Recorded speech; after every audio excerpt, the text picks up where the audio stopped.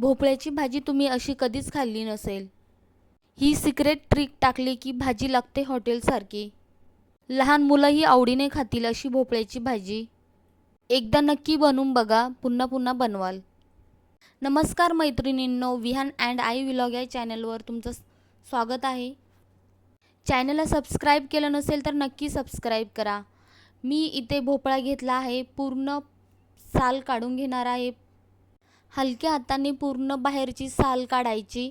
त्याच्यानंतर छोटे छोटे तुकडे करून घ्यायचे. साल काढली की भाजी पटकन शिजते आणि छोटे छोटे तुकडे करायचे, जास्त जाड पण नाही. त्याच्यानंतर पातेलं गरम करायला ठेवायचं. 1 चम्मच तेल टाकायचं, जास्त तेल टाकायचं नाही. ते 1 चम्मच हळद टाकायची. त्याच्यानंतर छान भोपळा परतून घ्यायचा. भोपळा छान परतून घेतला की टेस्ट छान येते भाजीला. त्याच्यानंतर मी इथे 1 वाटी तुरीची डाळ स्वच्छ धुवून शिजवून घ्यायची आहे. हा भोपळा मी तुरीच्या डाळीत बनवणार आहे, त्याच्यामुळे खूप छान टेस्ट येते. डाळ जास्त शिजवायची नाही, 80%च शिजवायची. त्याच्यानंतर आपल्याला लागणार आहे तिथे खोबरं, धने, खसखस, 1 कांदा मीडियम साईजचा. त्याच्यानंतर इथे मी घेतला आहे 1 वाटी शेंगदाणे. तुम्ही क्वांटिटीनुसार हे सर्व सामान घेऊ शकता. मी मिक्सरच्या भांड्यामध्ये पूर्ण वाटण करून घेणार आहे बारीक. ही भाजी अशा प्रकारे नक्की बनवून बघा, एवढी चविष्ट लागते ना, खूपच छान. त्याच्यानंतर 2 ते 3 चम्मच तेल टाकायचं. तेल छान गरम होऊ द्यायचं. त्याच्यानंतर आलं लसणाची पेस्ट टाकायचं. आलं लसणाची पेस्टला छान सुगंध येईपर्यंत परतून घ्यायचं. गॅस मीडियम फ्लेमवरती ठेवा. विहान अँड आई व्लॉग या चॅनलला सबस्क्राईब केलं नसेल तर नक्की सबस्क्राईब करा. अशा झणझणीत आणि चविष्ट रेसिपी मी तुमच्यासाठी घेऊन येत जाईल. त्याच्यानंतर मी इथे घेतला आहे घरचं लाल मिरचीचं तिखट, गरम मसाला आणि हळद. हवं तर तुम्ही हा भोपळा हिरवी मिरचीमध्ये पण करू शकता. हिरवी मिरचीमध्ये पण खूप छान लागतो.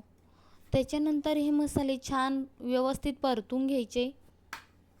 भोपळ्याची भाजी न आवडणारेही आवडीने खातील. अशा प्रकारे मी इथे झणझणीत भोपळ्याची भाजी सांगितली आहे. ही भाजी डाळ भोपळ्याची आहे. हवं तर तुम्ही तुमच्या आवडीनुसार डाळ इथे टाकू शकता, पण तुरीच्या डाळीत एकच नंबर लागते. त्याच्यानंतर हा मसाला मी 2 ते 3 मिनिटासाठी परतून घेणार आहे. धने, खसखस, खोबरं आणि शेंगदाण्याचं वाटण हे पूर्ण मी मिक्स केलं आहे. बघू शकता तुम्ही, वाव किती छान तेल सुटलेलं आहे. इथे मसाला छान परतू दिला ना, भाजीला छान टेस्ट येते. त्याच्यानंतर परतून घेतलेला भोपळा टाकायचा. तुम्ही इथे बघू शकता मी अशा प्रकारे डाळ शिजून घेतली आहे. जास्त डाळ शिजू दिली नाही. त्याच्यानंतर डाळ टाकायची आणि तुम्ही क्वांटिटीनुसार पाणी टाकू शकता.